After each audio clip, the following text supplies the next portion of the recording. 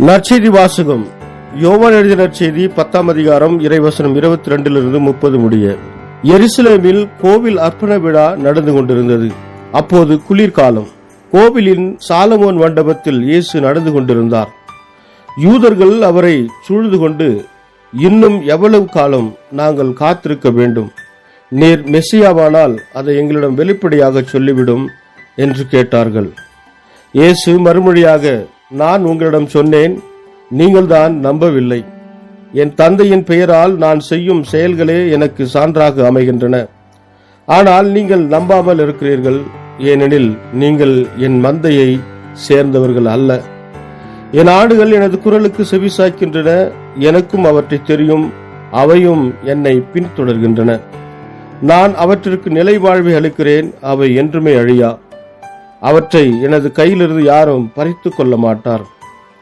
அவற்றை எனக்கு அளித்த என் தந்தை அனைவரை விட பெரியவர். அவற்றை என் தந்தையின் கையிலிருந்து யாரும் பறித்து கொள்ள இயலாது.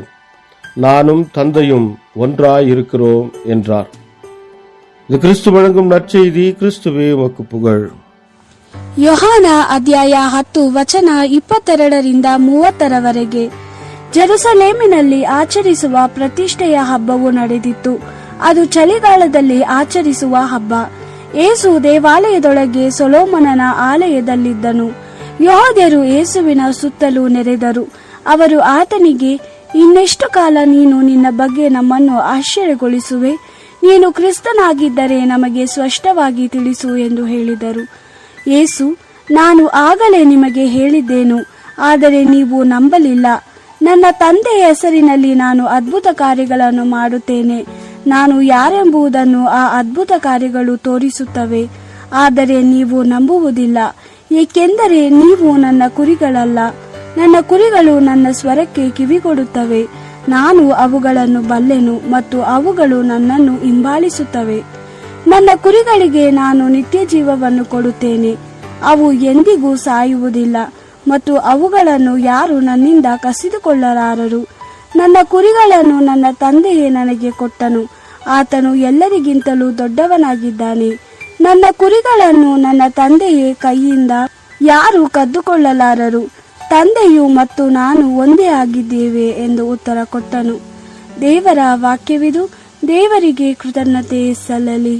Gospel according to John chapter 10 verse 22 to 30.